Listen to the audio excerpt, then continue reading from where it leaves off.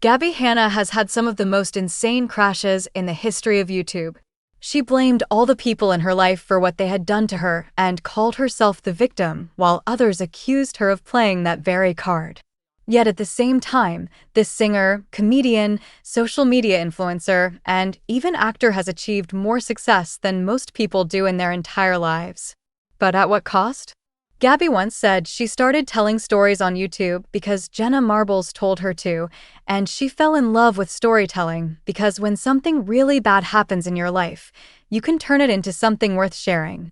But success and attention quickly exposed Gabby for who she really was, and she immediately lost any sense of humility.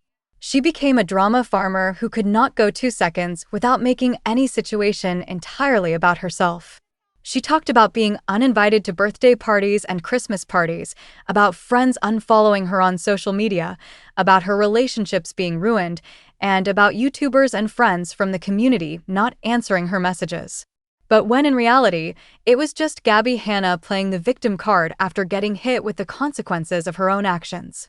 The only false narratives that existed were the ones she created in the viewers' minds. The sheer amount of controversies that Hanna has been through is nothing short of impressive.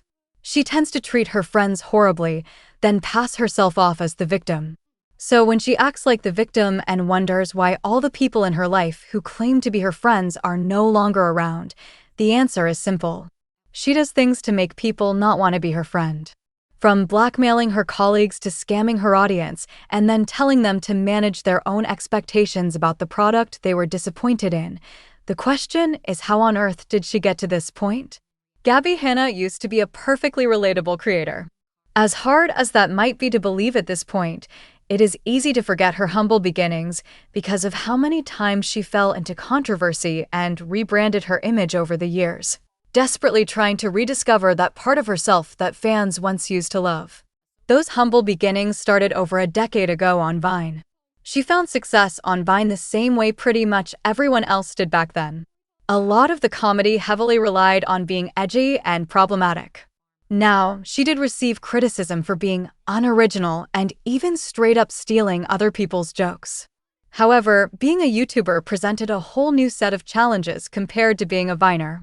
Making 6-second jokes is a lot easier than producing a full-length YouTube video. Gabby went down the path of being a storytime YouTuber, which was a popular niche at the time. She genuinely seemed to love it, often saying that one of the things she absolutely loved about the internet was being able to turn even the most difficult situations into entertaining stories for her audience.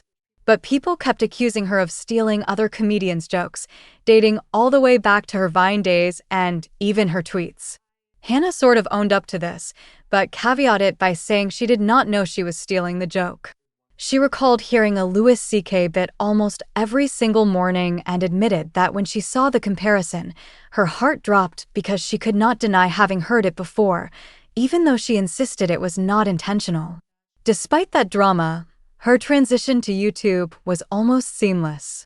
Within 2 years, she had millions of subscribers and was collaborating with many other top YouTubers. But this is where Hanna's dark side would actually start to come through.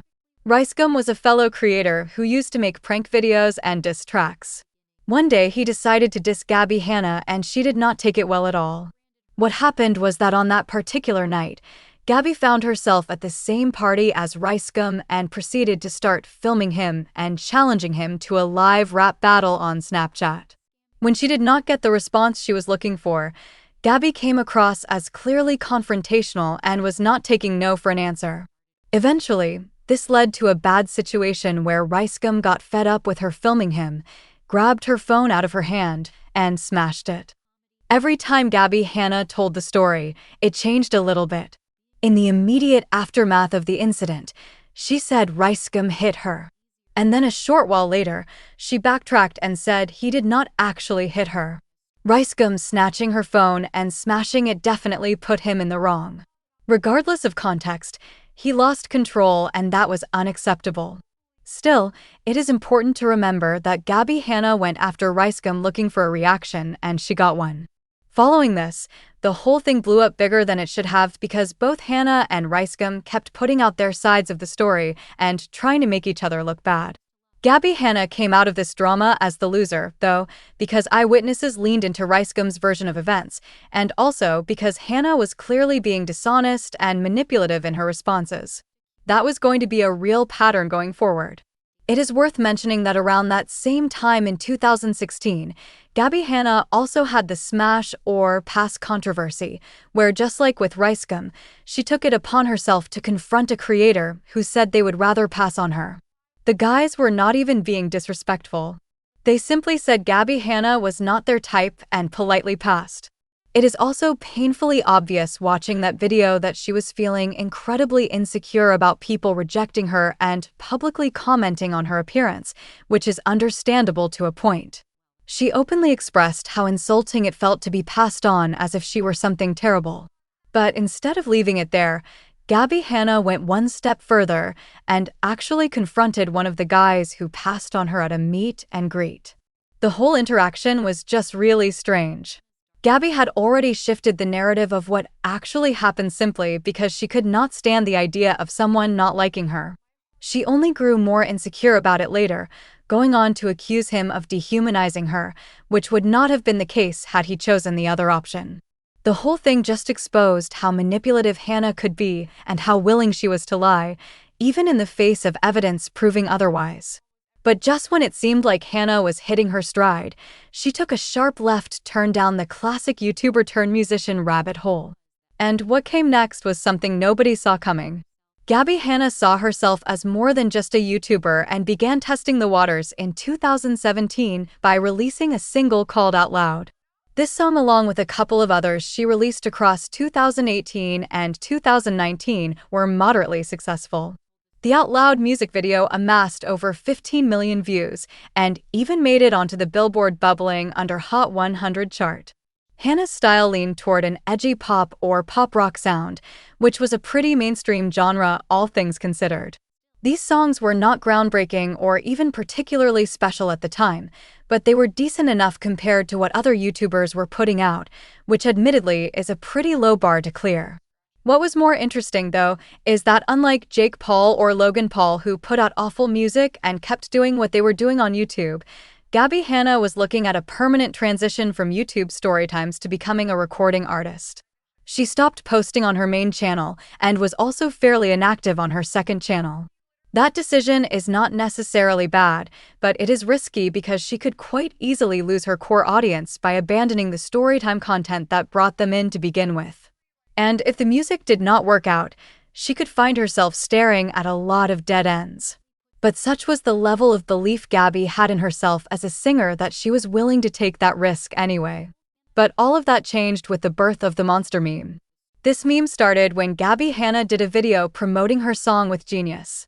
As she was singing the lyrics to the track, her voice pitched in all its painful glory. To be perfectly clear, prior to this moment there had already been significant criticism of her singing in various songs and live performances. She seemed to always want to test her range, but it almost never came off well. The monster memes, however, were on a completely different level. Considering everything she had done in her career up to that point, it is fair to say that the monster meme was Gabby's peak in terms of raw internet popularity. There were literally hundreds of different monster memes being created and shared across the internet. Gabby eventually made a response video, and it was essentially a 15-minute cope session. She started off by wearing a shirt that said "desperate for attention," obviously trying to troll the people who described her that way. She claimed she had always dreamed of becoming a meme and thought the whole thing was really funny. The seething continued as she tried to prove to everyone that she could, in fact, sing, and blamed the microphone or a cold she had been suffering from. She said she had been super sick that day and that her voice was really shaky as a result, wishing she could have performed differently. She then proceeded to react to a couple of the memes and laugh along with them, while preemptively pointing out that people would accuse her of fake laughing. She was once again trying too hard to convince everyone that she did not care all that much. Following the monster meme saga, her music career was dealt irreparable damage. Nobody took her music seriously anymore. And so she slowly returned to posting on YouTube again, which is when she got tangled up in her worst controversy yet. The Kenza Cosmetics scam saw Tana Mongeau and Gabbie Hanna among the most notable creators who were paid to help sponsor what were advertised as free, high-quality makeup brushes on the Kenza Cosmetics site. Off the back of Hannah's endorsement, her fans rushed over to Kenza Cosmetics to get these brushes for anywhere between $10 to $30 in shipping fees. The brushes themselves were advertised as being high quality and worth $70 to $80, but were supposedly being given away for free to clear out old stock. This obviously went sideways fast. People were not receiving their brushes after months of waiting. And even when they did arrive, they were not the fluffy brushes that Hannah had been gushing about. So naturally, a lot of people went after Hannah and rightfully called her out for it. Following the backlash, Gabby Hanna did respond. And just like all her other responses to controversy, it was really bad. She made a video where she claimed to be using a bunch of makeup products from sponsors she had turned down, implying these were products she considered too poor in quality to endorse, which she claimed spared her audience from even worse experiences. Leave it to Hannah to pat herself on the back for supposedly not scamming her own audience. But beyond that, the actual response she gave was also pretty worthless. She said Kenza was delivering the products according to the specified delivery timeline on the website, even though that was not the case for everyone. On the quality of the brushes themselves, Gabby said she thought they were worth about $1 a brush, which is why she felt comfortable advertising them to her followers. This was something she had absolutely not said when she was actually promoting them, since she had called them amazing, high-quality brushes she could not believe were being given away. But then Gabby said something even worse, which was that fans should have managed their own expectations when buying the product. If you do not understand why that statement is funny, all you need to do is go back and rewatch her Instagram video where she promoted these brushes. She certainly did not manage expectations then. Telling people to manage their expectations when buying a product is not inherently a bad thing, but you really ought to do that when you first advertise the product, not after people are already complaining about it. And this false advertising is precisely what makes the whole situation a scam. This really did not go down well with anybody and once again exposed Hannah for not thinking things through before she acts. Her response was deeply disrespectful when you consider what it implied.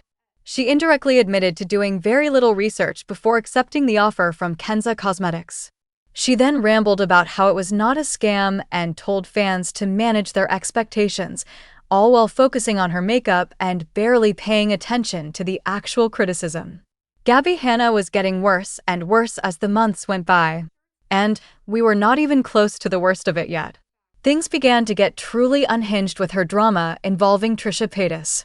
The whole thing started when Trisha, who is a controversial figure herself, made a video exposing Hannah for spreading genuinely disgusting rumors about her to a man Trisha was dating named Jason. Trisha explained that around the time she and Jason had started seeing each other in 2017, Gabby had guessed from the clues in one of Trisha's videos that Jason was involved and proceeded to contact Jason and warn him that Trisha supposedly had herpes. Trisha was furious, pointing out that Gabby had never slept with her, was not her doctor, and had no basis whatsoever for spreading something that personal and damaging.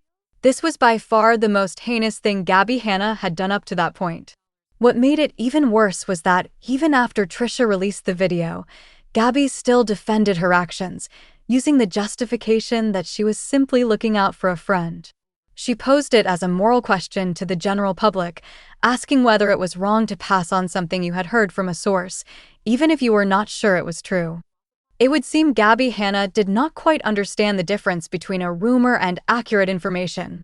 On one hand, she was not entirely wrong for telling her friend what she had heard. But on the other hand, this was Trisha's deeply personal life, and without verifying anything, all Gabby Hanna did was spread a very malicious and harmful rumor. Trisha later revealed that the situation did not end there. She said that Gabby kept wanting to be her friend years later, even after they had fallen out, and that every mutual friend they shared was being asked by Gabby whether Trisha talked about her. Then Gabby apparently posted on her Instagram story that Trisha had herpes to all her followers, forcing Trisha to publicly call her out and tell her to stop.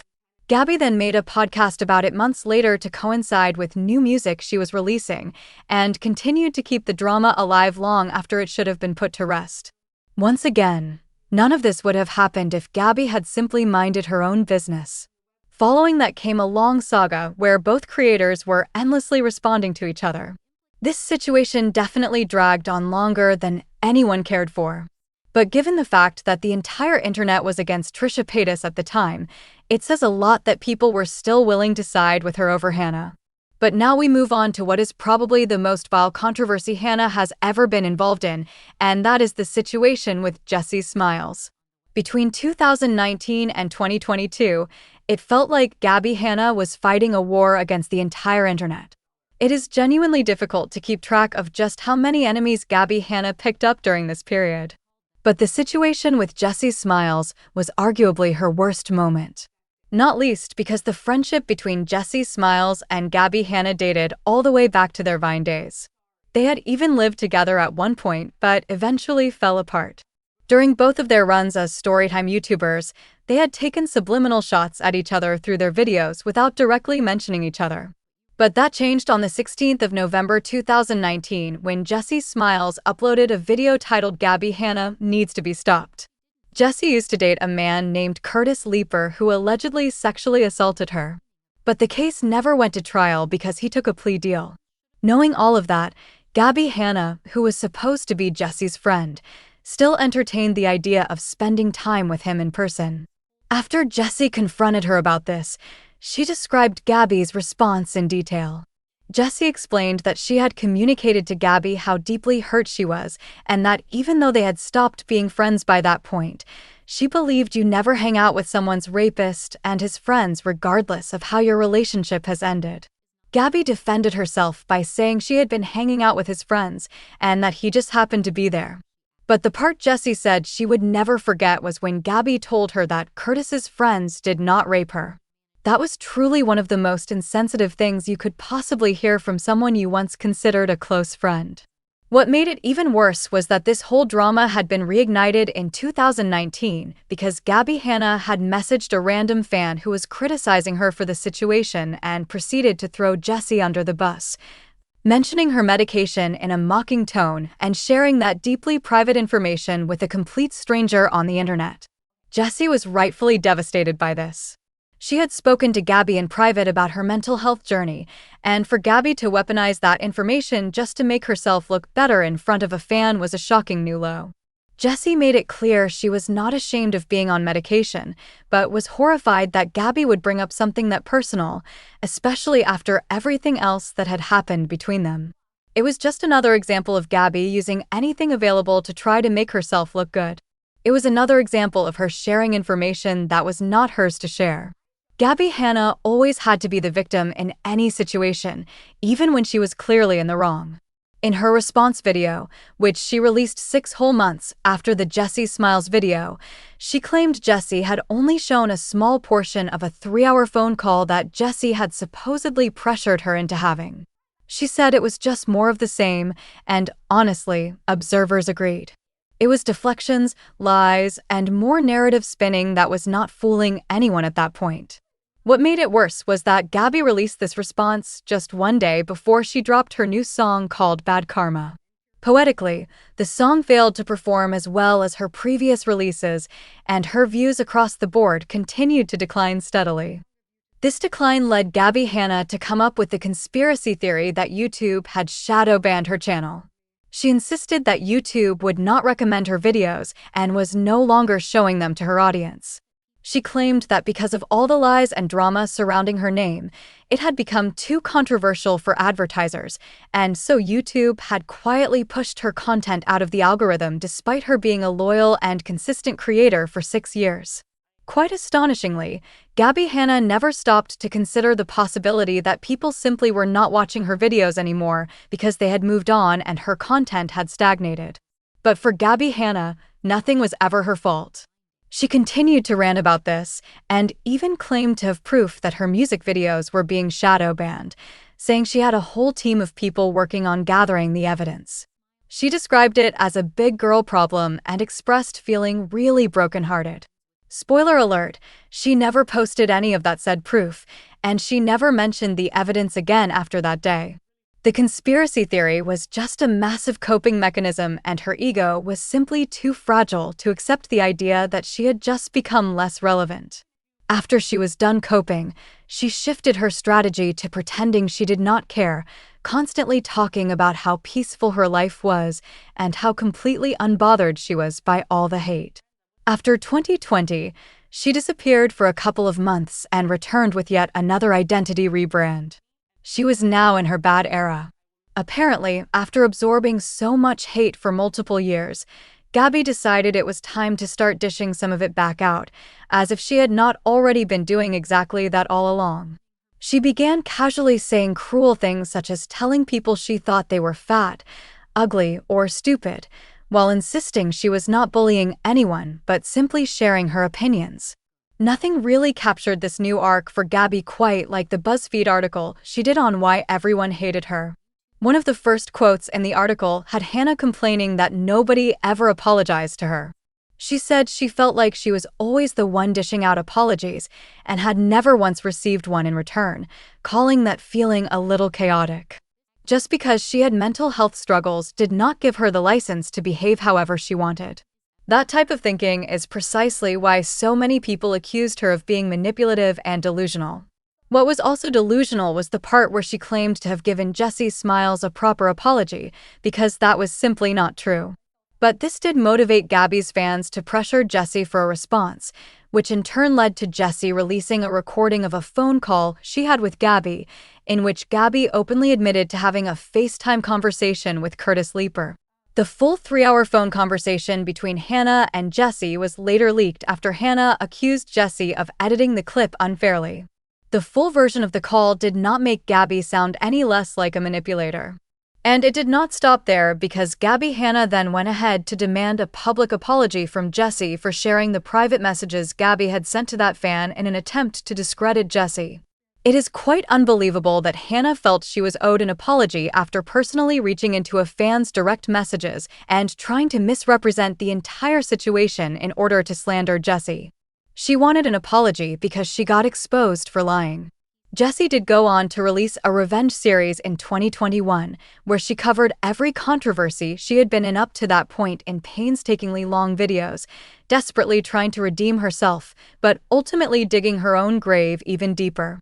This series was a failure, and for her own good, it will not be covered here in detail. Although it is worth mentioning that Gabbie Hanna was part of a reality show called Escape the Night, where she worked with a number of other creators who have since all come out to expose Hannah for her unprofessional and rude behavior on set.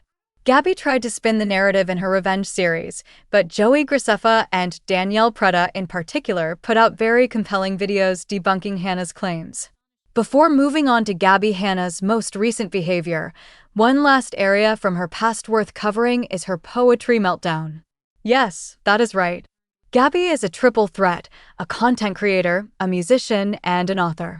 In 2017, she put out a poetry book called Adult Lessons.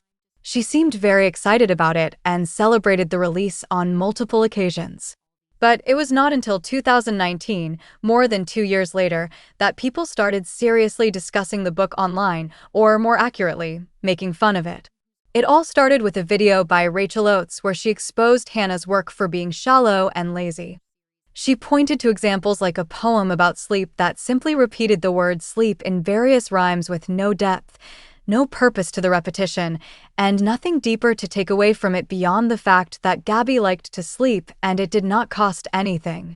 Rachel Oates did put a disclaimer at the start of her video stating that all of this was subjective and that anyone who genuinely enjoyed Hannah's poetry was free to do so. However, her honest critique really opened the door for people to start examining Gabby's poetry more critically. Rachel also made a parody of Adult Lessons called Doglessons, written from the perspective of her dog, which was a funny way to highlight how simplistic Gabby's writing really was. Following this, Gabbie Hanna released her second poetry book called Dandelions, and this time she actually sent a copy of it directly to Rachel Oates to review. The second book was also poorly received. Rachel once again reviewed it honestly, and Hanna was furious about this. She took to Twitter to rant endlessly about how her work was actually good poetry and that Rachel was being hateful and disingenuous. She also directed a lot of hate Rachel's way, which eventually led to Rachel Oates deleting her entire Twitter account. Gabby Hanna then took to Instagram Live to continue her rant. She claimed that the reason Rachel had not critiqued her work in months was because the last couple of times she did, Rachel received overwhelming hate from people both online and in her real life, because people supposedly started to see through what she was doing. Gabby insisted that Rachel only talked about her because when she did, she got hundreds of thousands to millions of views, while her other videos barely got a few thousand. So Gabby was saying all the things you would expect her to say, calling Rachel a bully for reviewing her work and insisting Rachel had no right to critique her because she was not an artist and lacked the intelligence to understand real art, despite the fact that Gabby herself had sent Rachel the book in the first place. And then Gabby Hanna did one of the most immature things she could possibly do, which was openly mock Rachel for the amount of views she was getting on her videos. The irony of that statement, given that not too long before, Gabby had been crying on camera complaining about her own declining view count, was completely lost on her. But that was just the kind of person Hanna was. She lacked even the tiniest bit of self-awareness. Following the dumpster fire that was her Exposed series, Gabby once again descended to new depths. She began posting nonstop on TikTok and took down most of the videos on her YouTube channel. She went completely off the rails and started posting slam poetry about God and religion. She posted around 180 TikToks in just 72 hours. Her fans began to get genuinely worried as each TikTok seemed more unhinged than the last. What had started out as unconventional content quickly stopped being funny and started to feel deeply uncomfortable and alarming. There was even a situation where a fan turned up at her house, and she invited this complete stranger inside, made videos with him, and then eventually kicked him out. Her fans called the police. Welfare checks were made because it genuinely seemed like Gabby Hanna had finally cracked under the weight of all the toxicity that comes with a career built on social media drama. Then, out of nowhere, Gabby Hanna disappeared from social media and posted virtually nothing throughout all of 2023. Everybody was reasonably relieved by Gabby leaving the internet because it seemed like exactly what she desperately needed. With over a year passing by quietly, people did not think she would ever return. But she did, and it was pure chaos. Gabby Hanna returned to social media in February of 2024, promoting her new song called Where Did I Go? When she posted the music video for the song on her YouTube channel, the comments were relatively positive. Most of her fans simply hoped she could leave all that negative energy behind and move in a new direction. As it turned out, Gabby was going in a new direction, and it was a deeply religious one. She spoke about a moment of pure surrender to God, getting out of bed and praying in a way she had never done before. It became very clear to her, she said, that God does not want you to destroy His piece of art. He wants you to love yourself and accept His love, and all the things she had done to herself came from a place of not feeling enough. Regardless of anybody's personal thoughts on religion, most people believed that as long as it helped Gabby focus on the positive aspects of her life, there would be no real issue. There were, of course, genuine concerns that she would fall into the disgraced YouTuber turned religious fanatic pipeline and begin using her faith as the latest excuse to be toxic and narcissistic. Gabby Hanna actually responded to this concern directly. She gave a lengthy explanation about how God disciplines His children and does not allow those He loves to walk a path that destroys their soul. She described how all the success she had enjoyed before was not God rewarding her, but God allowing her to be tempted, and that her downfall was the result of giving into that temptation. She said that creators who fall from great heights and return praising God do so because they now have a genuine fear and love of God instilled in them. This video did not really calm any of the fears people had about Hanna potentially exploiting her religion, and they would eventually be proven right. Although many of her videos seemed genuinely inspiring, some felt intentionally designed to attract drama. She interpreted simple, everyday compliments about her appearance as people calling her crazy for attributing her glow to Jesus, which was a strange and needlessly combative way to frame a perfectly ordinary social interaction. But a much clearer example of Gabbie Hanna taking her religious beliefs too far came when she tried to shame women for the clothes they wore.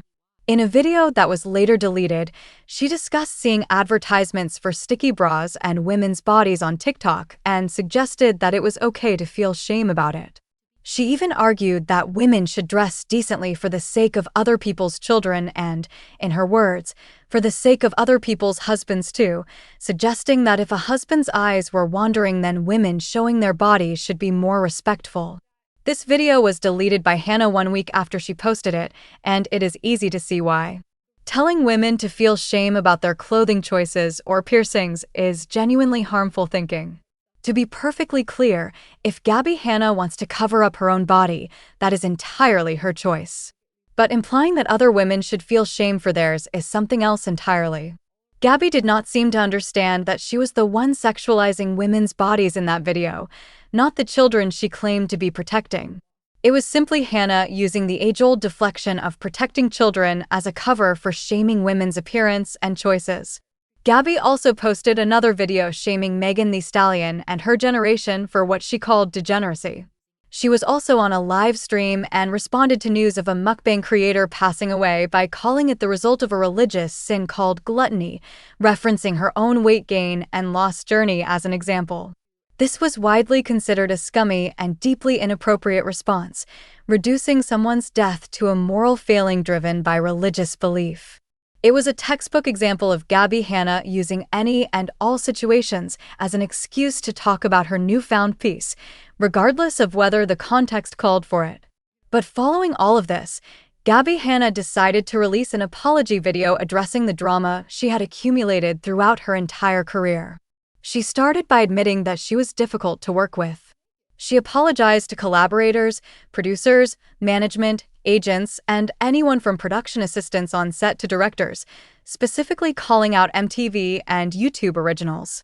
She acknowledged having taken opportunities she did not fully deserve and admitted that many other people had trained and worked their whole lives for chances she was given with very little experience. Apart from that acknowledgement, though, the apologies Hanna offered were too nonchalant for her fans' liking. She seemed to gloss over many of the deeper and more serious issues and implied that since God had forgiven her, others should follow. She said she felt embarrassed and ashamed looking back at many situations, but then reminded herself there is no condemnation in Christ and that she had been wiped clean.